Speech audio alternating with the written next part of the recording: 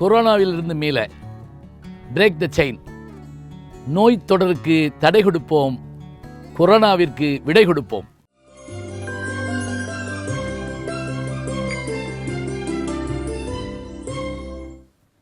இந்த நேரம்ங்கிற ஒரு விஷயம் இருக்குது பாருங்கள், இது சாதாரணம் கிடையாதுங்க.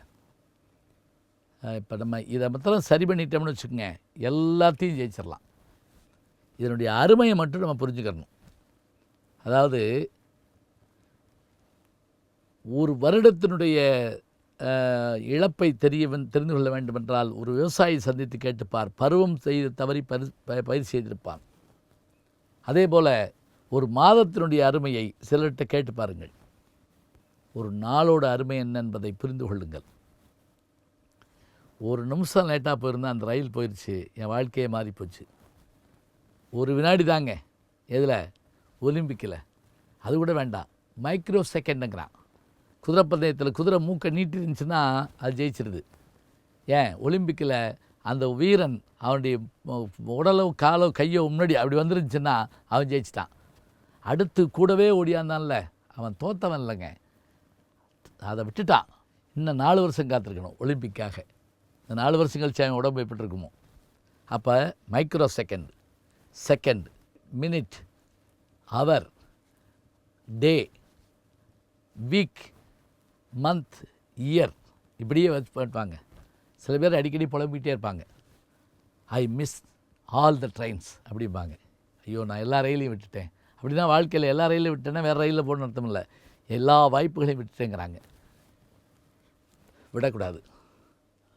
காலம் கண் போன்றது, கடமை பொன் போன்றது. இதெல்லாம் பழசு, ஞாபகம் வச்சுக்கோங்க. இதெல்லாம் பழசு. ஏன் பழசுன்னு நான் சொல்கிறேன் தெரியுமா? கண்ணுக்கு பதிலாக வேறொரு கண்ணை வைக்கலாம்னு கண்டுபிடிச்சிட்டாங்க. கண்ணில் இருக்கக்கூடிய அந்த விழி பார்வை, விழி தானம் மூலமாக மாற்றலான்ட்டாங்க. அப்போ கண் இதுக்கு ஒப்புமை ஆகாது. பொண்ணு, தங்கம், கோல்டு ஒப்புமையா? இல்லை. அதை காட்டிலும் பெரிய வைரம் இருக்குது, பிளாட்டினம் இருக்குது. அப்போ இதை எதுக்கு தான் சொல்கிறது? காலத்தை எதோடு ஒப்பிடுவது? காலம் கண் போன்றதா? இல்லை. காலம் பொன் போன்றதா? இல்லை. அப்போ காலம் எது போன்றது? காலம் உயிர் போன்றது. உயிர் போனால் வராது. எங்கே யாராவது எவ்வளோ பெரிய ஆளாக இருந்தாலும் போன புதன்கிழமையை வாங்கிட்டு வந்து கொடுங்க பார்ப்போம். அதுக்காக கேலண்டரில் போய் தேதி லிஸ்ட் வந்து கொடுத்துடக்கூடாது. போன வாரம் என்பது அது வராது.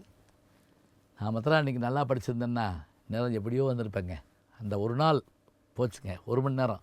அந்த ஹாலில் அன்றைக்கி ஏற்பட்ட சின்ன இதனால் என்னுடைய இது போச்சு சொல்கிறோம் இல்லையா? அப்போ இந்த நேரத்துக்கு எவ்வளோ முக்கியத்துவம் என்பதை நீங்கள் புரிந்து கொள்ளுங்கள்.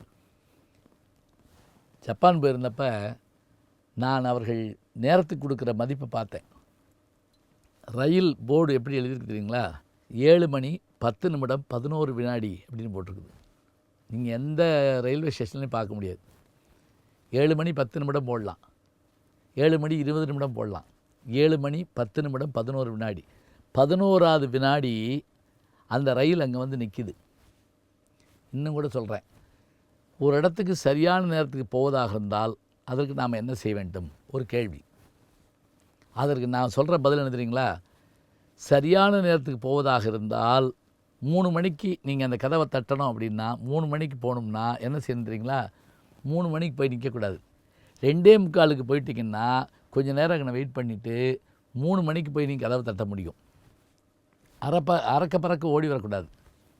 மேல்நாடுகளில் நமக்கு கொடுக்கப்படுற நேரமே 3 மணி 10 நிமிஷம் அப்படிம்பாங்க.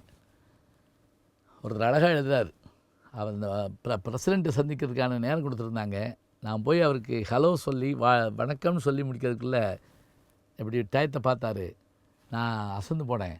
ஆனாலும் வேகமாக ஒரு விஷயத்தை சொல்லிட்டு நான் விடைபெற்று வந்தேன். அப்போ நான் இன்னும் தயாராக போயிருக்கணுமோன்னு நான் நினச்சேன்.